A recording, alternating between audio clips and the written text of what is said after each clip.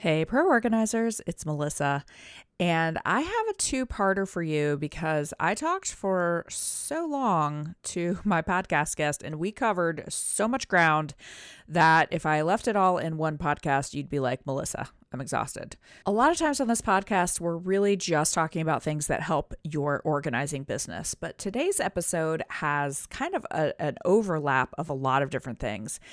It is something that can help your organizing business. It is something that can help your life as an entrepreneur, and it's something that you can use to help your clients live better lives as well. So it's just a wonderful overlap.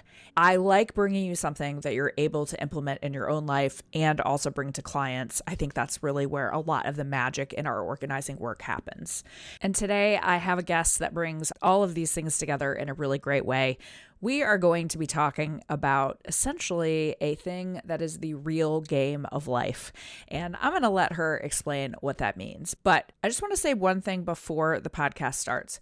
In today's podcast, we are going to be talking a lot about families and family roles. We are talking about parenting. We are talking about division of labor in a house. We're talking about women's roles in the house. So there are a lot of things wrapped up in this. And at many times in the podcast, we are going to be talking about the concept of spouses or partners, marriages, parenting. And I just want to recognize that I know that we have a wide audience that listens to this, and not all families look the same. There is not a one size fits all for a modern family. We have lots of different family structures in the world and a lot of different family structures that we service as organizers. So as you're listening to this, I would just encourage you that if you don't hear your specific family situation being referenced, please stay tuned.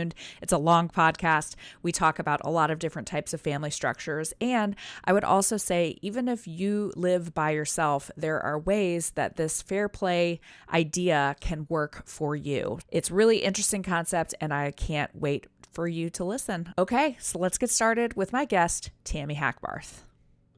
All right. If I told you that before I press record, my lovely podcast guest and I were talking about banana slugs, you might not believe me, but that's really what we were talking about right before we got started. So Tami, I'm happy to have you here. Thank you. I'm really happy to be here. And if anyone has not yet had the experience of seeing a live banana slug, please come to Northern California where they are prolific. So you can wow your friends with how less disgusting they are than real Yes. slugs. Because Here's real what I slugs, learned. grossness, and banana slugs have these cute little faces and they look like bananas. And the way we got started on this subject was we were talking about a school that my friend's kid might go to, that their mascot is the Fighting Pickles. So if you ever want to know, I think I should do a podcast of the before we start recording the podcast, because sometimes that is the most entertaining thing that happens. Absolutely. I like But that plan. it's a good plan. Well, Tami, I'm actually like a little concerned that I will have 212,000 things to talk to you about today. And you will be like, ma'am, I have to go to dinner. And so I'm going to try to keep myself together. But can you give everyone just a little bit of your background, who you are, why you are on our delightful podcast? Yes, thank you for asking that. And if we haven't met yet, my name is Tami Hackbarth. I'm a life and work coach. I am a keynote speaker, an author, and I host the 100% Guilt Free Self Care podcast. I help Gen X women. And if you're like, I'm not Gen X, it's okay. Just come to the party. I Right. help women get their time and energy back so they can create the world that they want to live in. And what that means is I help people redistribute the mental load, the invisible work, the second shift. I bring my clients the gift of having their people that they live with, whether it is their in laws or the grandparents or their children or their spouses or even their roommates, together to run a house together like a team. So I Love used to be an elementary school teacher. So I take giant concepts and I break them down into manageable pieces that even 8-year-olds can put in place. I love it. I wanted to have you on for many, many reasons, but we have a very dear mutual friend, Carly Adams, who is in our Inspired Organizer group. is a professional organizer, and she has known you in real life for many years, and she just has told me time and time again, "You have to get Tammy on the podcast." I'm like, "I swear I will."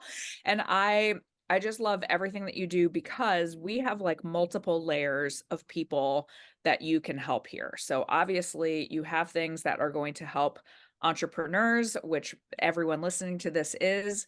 But the more important thing is it's not only going to help you, it is also going to help your clients. All of the professional organizers that listen to this, if you work with anyone who is a mom or a woman with or without children, these topics are relevant. What we want to do is give you some tools and give you tools to help your clients. Lots of things that we're going to get into today. Who is your favorite kind of person to help?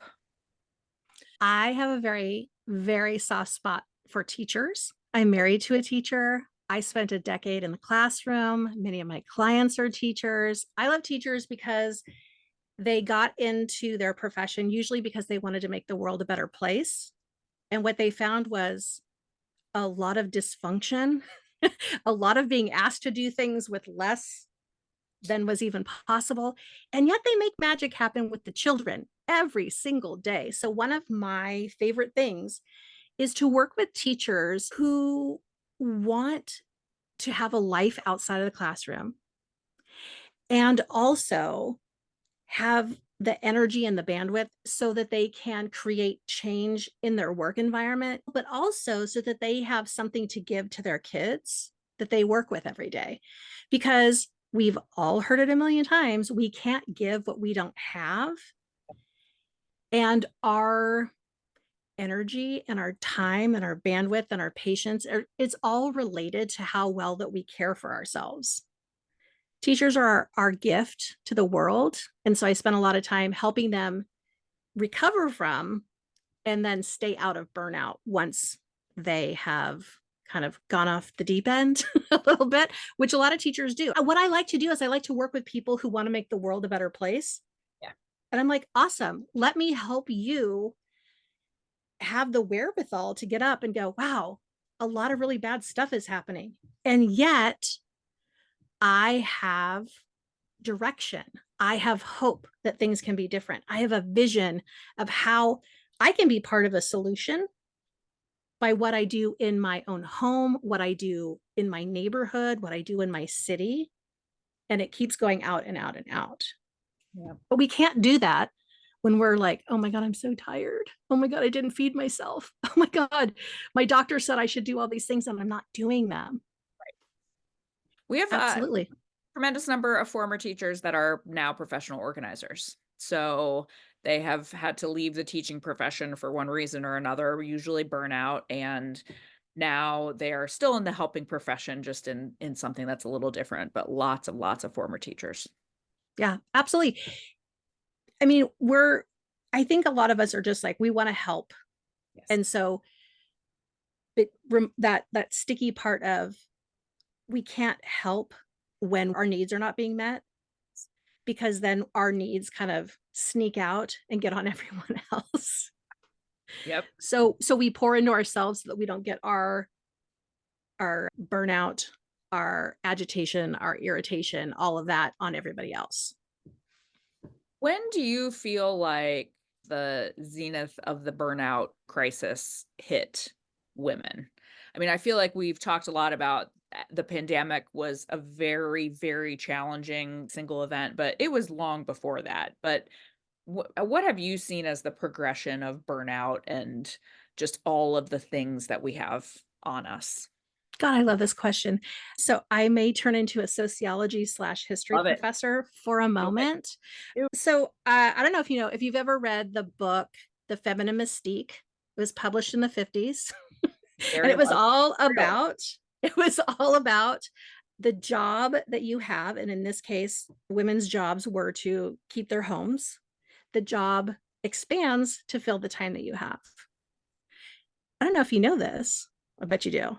Women could not get their own checking accounts. They could not own homes. They could not do a lot of things that we take for granted back For then. a very long time, like through the 70s. In my lifetime. Yes, correct. Yeah, Yes. as a Gen Xer, I was like, oh, thanks for the rights to be able to have my own bank account with my own name on it, my own credit card, being able to get a loan without a male cosigner. So when did burnout start? I don't know, the beginning of time, Correct. right? But interest. I'm like, I say that in jest, but I would say that yes, it did. As we have progressed from the 50s through the 70s, what happened in the 70s? A lot of women went to work. A lot more women went to work because they needed dual income households. Interestingly enough, there used to be commercials like for perfume and stuff. It's like you can bring home the bacon fried up in a pan, never let him forget he's your man, whatever. Anyway, that perfume was really stinky, but what it also said was like you can do it all at work and at home and everywhere else there's places to be done. That's your responsibility. And the messages that men got was you're a provider and you're a protector. Do not let those feelings out because then people will think less of you as a man. Yeah. So there's all of these messages that we are all swimming around, and we are all really tired because what we could be doing instead is working together to make every part of our lives better by redistributing the domestic labor, the childcare, the homemaking, all of the responsibilities at home and at work so that it's more fair for everyone. Mhm. And fair doesn't necessarily mean equal. Fair means equitable. Tell me the difference there. The difference is equitable. No, let's start with equal. If there are, I'm sitting here, I'm a fair play Yeah, oh, we're gonna facilitator. talk about it. Yeah, We're yeah, I'm gonna a talk fair about play fair play if facilitator. people don't know about it. And in the fair play method, there are 100 task cards. So if we were going for equality, each player would have exactly the same amount of cards. So if you are a couple that has no children, there's 60 cards for you. So each of you would have 30. If you're a couple that has one child, just one little itty bitty baby, you get an extra 40 cards. Yeah. So in case you're wondering if kids are expensive, yes, a lot with your time and your money and your effort and your bandwidth. So in an equal system, each partner would have 50 cards if you have a child. But what we really want to do is when we start with a fair play deck, say you're a couple that has one, two, three, whatever, however many kids you have, you first want to go through the 100 tasks of adulting and you want to throw some of those cards away because you've decided as a family, you're like, this is not important to me at this time or ever. Like maybe you, at this time in your life, because you have a newborn, you have decided that family vacations are off the table until your kid can sit up. Or maybe you are done with holiday cards because it's not just going to the drugstore and buying cards. You have to do a photo shoot and a this and a that, right? So, in this idea of working together, you have deep conversations with the person that you love the most, your spouse, about what's important to them and what's important to them enough that they'll do it, and what's important enough to you that you'll do it. And then you just get rid of everything else. And then you divvy things up. Again, it's probably not going to be 50-50. Equity, on the other hand, is everyone's needs are being met. Some people get more because they have more to give. Some people get less because they need less, right? But it's a really dynamic system when you're looking at equity because you're constantly checking in like, hey, are your needs being met? Are my needs being met? Are their needs being met? And working together to make that happen versus one person by default is holding all the cards, Yeah. which happens a lot, especially after people have kids. Sure does. Yes. Yeah. And And it happens at work Mhm. too. It happens in your own business. It happens in all kinds of families. So if this is you, you're not alone at all. This idea of how did I get myself here? Before we got married, we had all of these conversations about how we weren't going to fall into traditional gender roles. We were going to work together. And a lot of couples, before they have kids, have a really equitable distribution in their homes. But you add your both of your new favorite roommate called a baby, Yep. and it all goes off the rails. Blows everything 200,000 pieces. It makes Right. it, and sometimes I think you just end up defaulting to, well, this is just how things are now. And you don't actually think about it. You just go, this Uh is how it is. yes. Well, because also when you're looking around, you're like, huh, my mom did it this way. My grandma did it this way. My neighbor down the street did it this way. Literally every single person I see on the playground is doing it this way. Everyone is legit under the surface boiling mad about it, but we're still doing it. Yep. Right. So, one of the reasons why I became a fair play facilitator is because after we brought our kid home, my husband and I had already been together for 16 years. We adopted our daughter. My husband took a 4-month paternity leave. It was great. He went back to work, and I was like, I hate you. Yeah. What? Where did that come from? I was like, Yep. I am no better equipped to take care of this child than you are. We need to figure this out. And we decided we were going to do something different because we wanted our family to feel different. Well, I will tell you, I see it even in very good, healthy marriages with good people, and Yes. in this Thank conversation, you for bringing that up. yeah, No one is wrong. No one yeah, is the villain in this situation. we don't have any, like, when I just think about just anecdotally, either my own situation or friend situations, we're talking about good spouses. They're good people who do a lot of things. It's still, there is just a lot of inequity, I think, because women just have so much more in their brains. I tried to explain this to my husband one time. I'm like, I just want to give you a download of all the things that are in my brain right now. And he was like, what? And I go, here are the 16,000 things that are in my brain right now. Okay, So, and then Melissa, but that has a name. The thing that you're talking about is the mental load, correct. right? And so we taught when we go to our spouses and we say, hey, do you want to do holiday cards? Mhm. And they say yes. And then you get together and you're like, let us have a meeting about what holiday cards for our family means. Right. Yes. Right. And it's all brains together. Yeah. All brains together. What does this mean? Why are we doing that? Why is it important? Then we have to do all the planning. Then we do the execution. And then we have this thing called minimum standard of care, which is how will we know this job is done? Because we talked it all the way through. Because we run our households like invisible machines. Yes. But when we go to work, there's systems and processes. These two things could be run much more similarly, right? If we brought the systems from work home and we had open communication, we had job descriptions, we Yep. Standard operating procedures. standard operating procedures, absolutely. I'm going to tell you what, I always start if people come to me and they're like, I'm drowning in housework. I don't have time to do anything for myself. I don't even have time to do self care. Self care is built directly into the Fair Play system. It's one of the cards. It is mandatory, people. You can't throw the self care card away.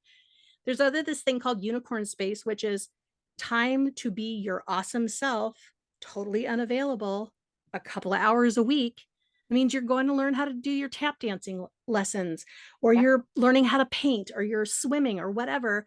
And your spouse, your totally capable, loving partner, is holding it down at home. They're not calling you and texting you like, where's this? Because you've covered it in your SOP at your house Yep. that they're a capable adult, right? We're not in the business as grown-ups of giving somebody a list. Yes. My biggest It, hot button of we're all not hot. we're not asking for a list. We're asking for people to step up and own that they're part of an organization. And there are a lot of pieces of organizations that are kind of being dropped. Mhm. and the fair play method can help you and your spouse be on the same side of the table, right? Mhm. So, how it works in my house, we have a weekly meeting, me, my husband, and our 13-year-old, and we started meeting with compliments. It's so hard for me every week because usually it's like on a Saturday or Sunday morning, and I'm like, I'm already mad at you guys, but I had to come up with compliments, Right.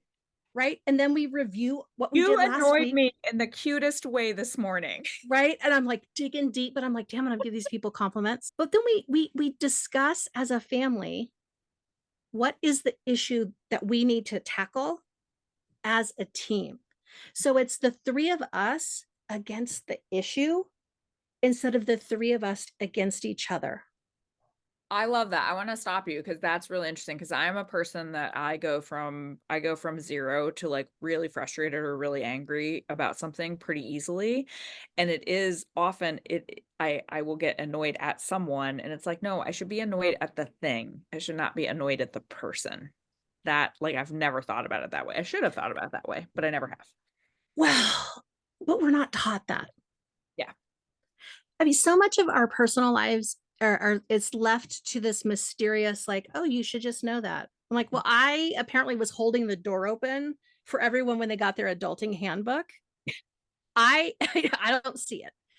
And recently got diagnosed with ADHD. My daughter has ADHD, and we're like, I'm sorry, sir, you're gonna have to explain that a little bit further for us. Sure. So it's this idea of like when you tell your 12-year-old, like, ah, it's the weekend you learn how to clean the bathroom, you don't hand them a bucket and some cleaner and say, go clean the bathroom because Mhm. they'll stand there and be like, I don't know what these things do. I don't, what? They're going to do it wrong. Right. Sure. But what if you got together and you talked about the reason we clean the bathroom is X. The reason we do it in this order is Y. These are the tools. These are the steps. This is how you do it. Then at the end of that, they might go, oh, they will 100% complain because they are children. Sure. But at the end of doing this throughout their childhood, when they move out, everyone's going to love to live with them because they have a clean bathroom and they have clear communication skills. Or I will also give you a hot tip. Sometimes they come up with a better way to do it than you do, and you go, "Man, that's great. Keep doing that." Every once What in a while. I used to be a Okay, fourth grade teacher. okay. I taught third and fourth grade. My first year of teaching, very tiny little kid. His name is Alan Martinez.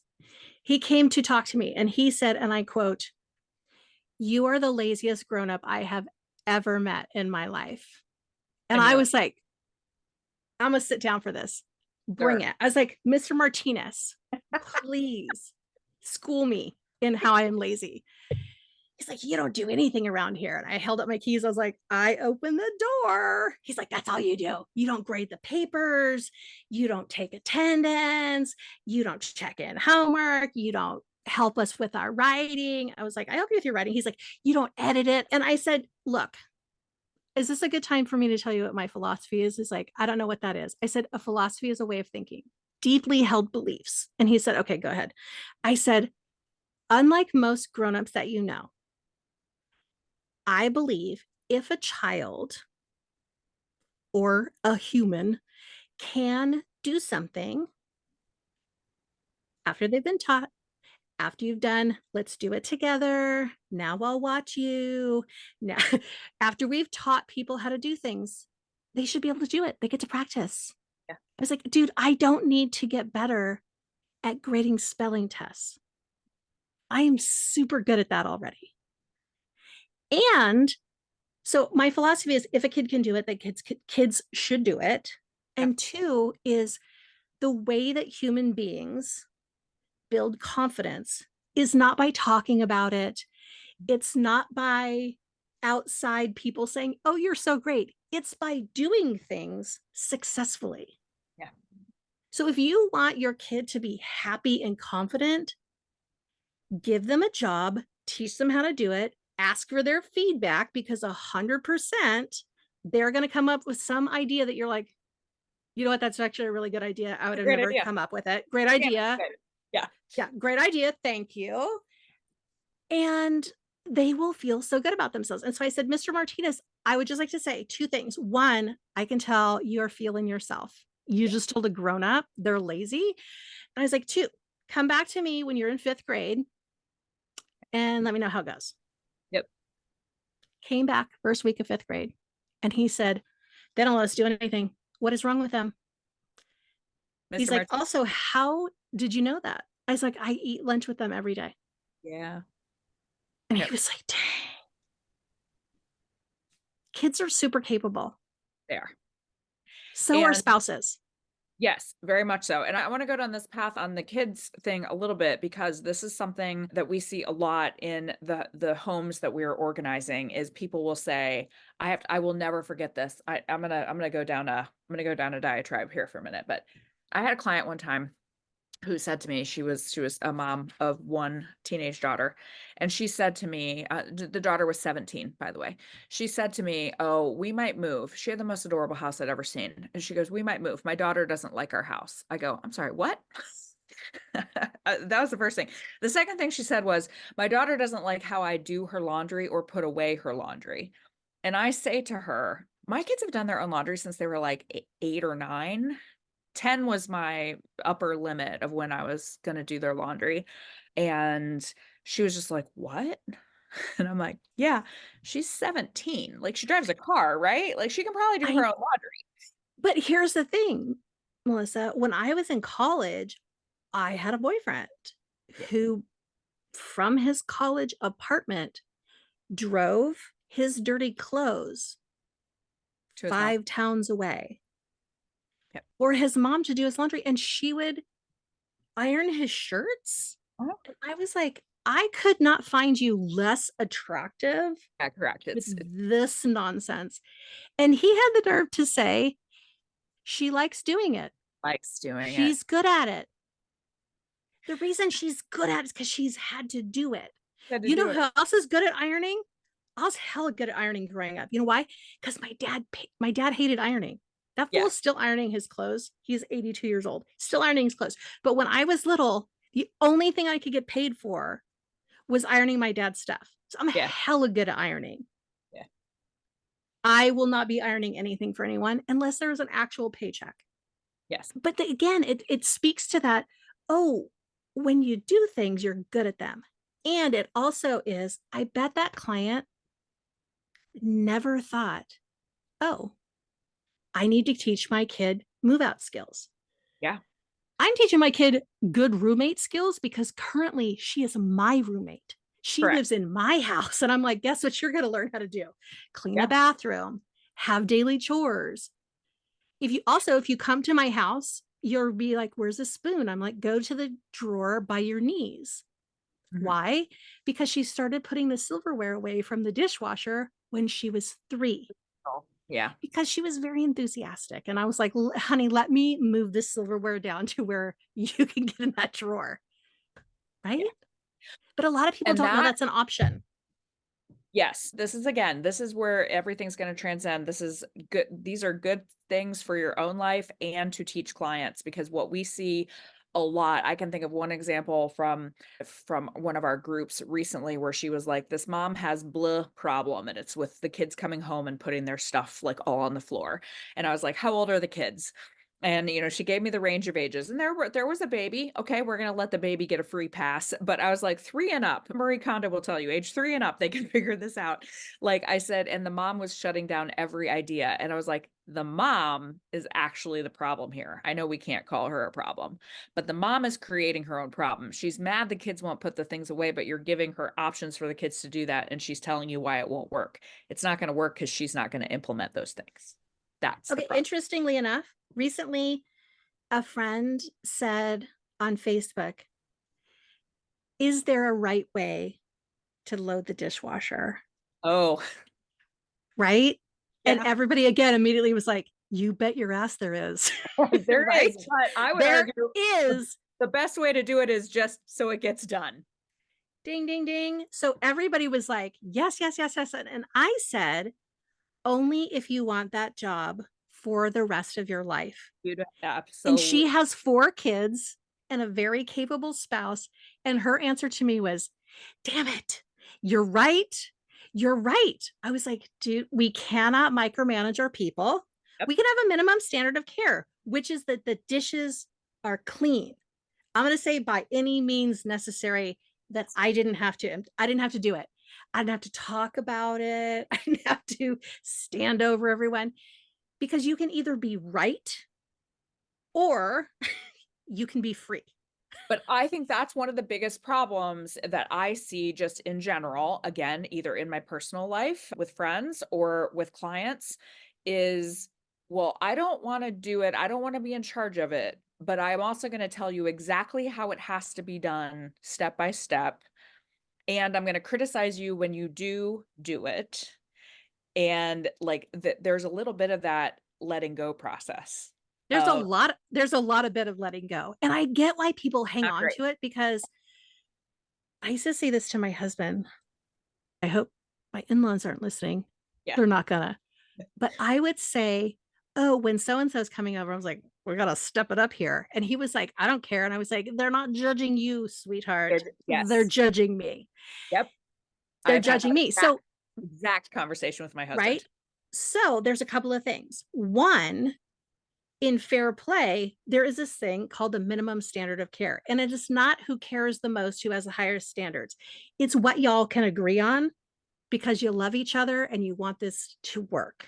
Right. So there's that. So we will all know this job is finished when. Then there's also this really, really good book called Drop the Ball by Tiffany Dofu.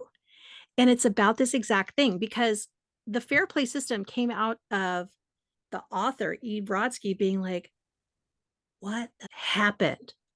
She's a lawyer. She's got this. And then she got two kids, and her husband is like, oh, I'm surprised you didn't get the blueberries. And she's like, I'm surprised my head is still attached to my body. I am so Right. angry right Your now. head is still attached to your body is what I Exactly. She's like, lucky we're on the phone. We're not together. And so she came back with him because she asked, like, I think it's 1,000 women, what do you do at home? And it became this 98 tabbed Excel spreadsheet called Shit I Do. Yeah. I'm going to save everyone who's listening time. Do not present your partner with a list of shit that you do, because what you're going to get in response is a list back, because Yeah, they're doing invisible work too. for sure. It might not be at the same quote level, right? It might not be the daily grind. So what in the fair play system, there's a bunch of, they call it suits, but the things that you do every day: feed those kids, wash those kids, get those kids from here to there, get them in bed, get them up, all those things.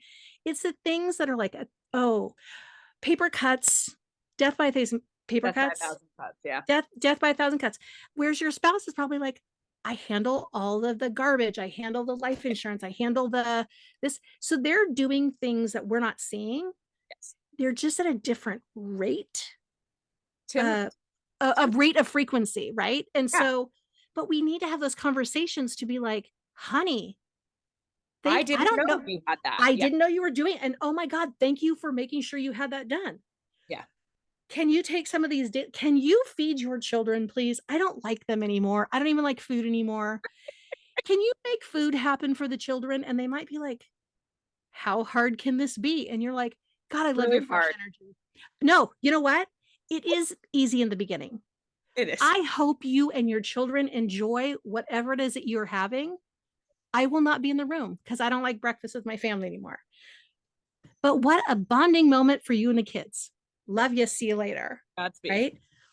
I have you seen those reels? I'm sure you have, where it's there's a sound effect that is just basically like, I did not know that I was going to have to think about food like 3 times a day, every day for the rest of my life. Like being an adult is just constantly like, what is the next meal going to be and how do I have to make it and how does it get put together? I'm explaining it poorly, but I love it. No, I mean, I think, well, two things. I think that's what broke a lot of people during the pandemic. They're like, if these people ask about food one more time, I'm just going to bury them myself. And two, I had a conversation, I don't know, many years ago with somebody, and she was telling me about, like, she had some very selective eaters in her home, AKA picky eaters. right? But Right. we're rebranding. They're selective eaters. Love it. And we were having this conversation, and I said, "Well, what do you like to eat? What do you like to feed yourself?" And she looked at me like I had 3 heads, and she was like, "What?" And I was like, "Oh, I gotta tell you a secret, hon." And she's like, "What?" I'm like, "Every week for the rest of your life, you're gonna make at least 21 food decisions plus snacks just for yourself, let alone the people that you cannot please, called children with food." I was like, "How about we start with mama? Feed the mama 21 times, get her a snacky every once in a while. And then when you're faced with the people who won't eat, you want to maybe have compassion rather than actual mom rage at them because you are at least fed." This is one of those things where that oxygen mask on Yeah. first thing Yep. really matters is food, because let's be real, a lot of us get hangry. Yes. And I mean, that's kind of a kid's job, is to be like, "Nah, I can control very few things in my brain because I'm a little kid. What I eat is one of them." Yeah. But yeah, newsflash, everyone, 21 times a week at minimum until you are dead. And Yes. it sucks. So much. I actually just as you were saying that though, I was thinking about like, there is the selective eater or the picky eater, and then there was a client I had who had the most nightmarish situation I've ever heard of, and they were all food allergies. So one kid had a dairy allergy, one kid had a tree nut allergy, one kid had a peanut but not tree nut allergy. She was diabetic.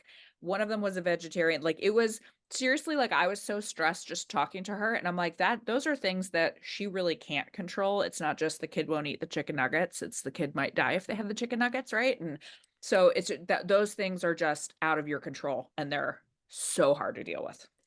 Absolutely. As a shellfish allergic, dairy allergic person, Yeah. yes. But you know what I decided a few years ago was, and my husband is what it's a flexitarian, which is Okay. he's a vegetarian that eats meat once or twice a month, maybe. Okay. What I decided was I'm going to make things for me. And if the people in my home would like to eat those things, cool. Yeah. If they don't, they can put other ingredients together to make something for themselves. And that's just one aspect, right? It's like you have breakfast, you got lunch, you got dinner, you got snacks, you got weekends, you got weekdays. And guess what? Other people besides the person who's doing it right now could be in charge of that. Yes. And you're Yes. like, "But what if my spouse travels?" Yeah, if your spouse travels, maybe they order your groceries from the Target app from the other city that they're in, and you pick it up. Maybe they read bedtime stories over FaceTime so that you get a little alone time at bedtime. Like, but these are the things that we can work. So once you have that list of like, oh, we're missing some things in the adulting category. Yeah. Once you've decided what you're adulting together with your person, this is the part where you're like, "Hey, babe, you're away a lot and your people love you and miss you. How are we going to make this happen? You love and miss your kids. How are you going to make it happen?" Right. And it's setting each other up for success. And it's having the conversation because that's the other thing that I Oh, see a lot girl, is it's not one conversation. yeah, It's sorry. it's not one conversation. It's like a lifetime of conversations. Fully agree with you. I think what I meant more is just like I know so many people, again, friends, Romans, countrymen, clients who just never have the conversation. They're just super resentful and just super seethingly angry under the surface all the time. But if that's you, if you are somebody who is like, I don't I don't want to have to do this. Mhm. I don't want to have to be the one that makes this change. I don't want to have to be the one to bring this up. This is one more job on me. I hear you. I am hugging your heart. And this is one of those, it's going to hurt in the short term, but in the long run, you're going to be like high fiving yourself in 5 years when your own children can say, "You are the laziest grown up I've ever met. You don't do anything around here, woman." Right. But it's a very long game. And yeah, when you get in that resentful, angry place because you're like, "Why does nobody see this?" Yeah. Two things. It is literally called invisible labor. No one can see it. Also, women have been fed this line that they're better at multitasking. The Right. answer is that is a big fat lie. We Yeah. no, you're really good. Scientifically not true, right? Yeah. No, it's literally not true because brains don't work that way. What you're doing is you're really good at switching from one thing back and forth. PS, that's why you're so tired because you've been flipping your brain between projects all the time. Well, and Yeah, this that like mental load, invisible work is exhausting. And no, people don't see it. The other reason people don't see it is because you've already done it. Let me tell you, if you stop doing some of the core things, just like a couple days, people be like, I where's the toothpaste? I Where's actually the told toilet paper? told a friend of mine one time she should go on strike and that she should just not do anything for a couple days and just see like what happened at her house. And she said to me, I will never forget this. She goes, well, she travels for work and she goes, Mm-hmm. well, what do you find when I'm on the road? And I'm like, I'm going to stop you right there, sister. Do you know why they do fine while you're on the road? Because you Because literally do she, everything for them before yeah, you even leave the house. And there is a spreadsheet and you hire someone to come and do all of these other things that you usually do because they won't do it while you're gone. I go, that's why they're fine when you leave because you're literally still there. You're just gone. but your face is not complaining at them in person. Right, I exactly. will say, like, it is, I just want to reassure people it's a leap of faith because you're like, my person doesn't want to have this conversation because let's be real, it benefits them. Sure. Like, come on, it benefits one person. And it's not always gendered because, I was a primary parent when my kid was little. I have men who in my life that are primary parents. We are all saying the same thing. Whoever is the primary parent is really to fight, Correct. right? Yeah, Right? and it is. I do want to talk about this a little bit too, because I do want to make sure we're not being super gendered, like we're talking a lot about, but it is exactly that's the primary parent versus the secondary non-default parent. Right. But then again, also a lot of men are being they if their job has flex time or their job has paternity leave, a lot of men are, I don't know what the word is. They're punished. It's a synonym for punished for taking that. But here's Mhm. the thing. Change doesn't happen because people are comfortable. Zero changes happen, right? People don't hire professional organizers because they feel good in their homes. Correct. People do not hire life coaches because everything's going great.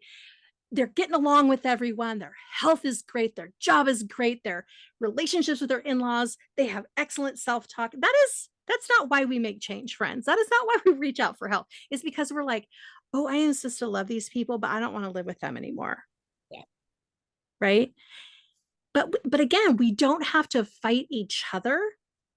We want to invite our people into our life, into our internal experience, because we live in a fairly gendered society. Things do feel different based on your gender and where you are in the hierarchy of your job, or if you own your own company, if you where you live in the world. But we don't have to make this an adversarial thing of one spouse against another. Because remember, what we're trying to do is be on the same side of the table, attacking the problem. And P.S., this is not a personal problem. This is a systemic problem. Because you know what would be great is if we all had access to free quality childcare It or would be. free quality early childhood education or healthcare that wasn't determined by our employer or by our marital status. What if we had these social safety nets? Would any of us be married or we would just be happily paired up because we wouldn't need to have those structures because we would have other structures that held our families in great esteem, which was to help them be successful. But we in the United States, we do not have this, Yep. right? What we do have is an opportunity to work with the people that we love the most to say, hey, the load of living in this time is really hard. Can we work together so that we all feel better? There's this there's that saying, happy wife, happy life, which is Yeah. pretty sexist and crappy. But we could say emotions are contagious. Mhm. It's it's again the brain action. It's like, if I smile at you for long enough, even if you are really mad, you're going to smile back because we mirror each other. So if you come at your spouse raging that they're wrong and that this is shitty and that they're taking advantage of you, there's a very high likelihood that you're going to be met with that same energy. Right? But when we tackle problems as in it's over there and we're over here, how can we do this together? It changes everything. Is it going to be perfect? No. Is it going to be a one-time conversation? Absolutely not. And I think that's a really, I love that point in particular because I do see, and this is a pattern I have in myself, and I see it in some of my friends too, is things will be fine for a while. And then you start to get like little bit of like, I'm a little frustrated by this. And then you like get a little bit more frustrated. And then maybe since you work with Gen Xers, you're having a perimenopause day and you're like, just rage monster comes out. And then it's like a blow up and it's a big thing. Whereas if we just would have headed it off right back here, Yeah, it would not be an issue. totally. It's like, well, part of this communication system is that if you see that your partner is 100% failing at the task that they're in charge of, that the card that Yeah. they're holding, you get to be a scientist to watch your own behavior and not murder your spouse over the dishes, because Right. we don't talk when we're mad. Yeah. What we do is we wait until our assigned time to have a conversation, because this isn't a one-off. This isn't a like we have these occasionally. You and your family ought to be talking once a week. Yeah. I You like and your hearing once a right week. That's cool. once a week cadence. You and your spouse maybe have a 5 or 10 minute check-in every day, because in that moment they could be like, oh my god, the day got away from me. I can't believe I didn't hold the card the way that it was supposed to. I left the dishes. I'm soaking the pans. But they can also in that moment say, I can see why that would be frustrating for you. I know I've done that in the past. I know that you might not even believe that I swear I am going to come back to those. I am responsible for that. That was part one of my conversation with Tami Hackbarth. Stay tuned for next week when I will bring you the second half of our conversation. It's a great one, and I just appreciate you guys coming here every single week and listening to me. I hope you have an awesome week, organizers, and if there's ever anything I can do for you, please reach out, hello@proorganizerstudio.com. It's really me that answers, so reach out, let me know what you're thinking about. Have a great day.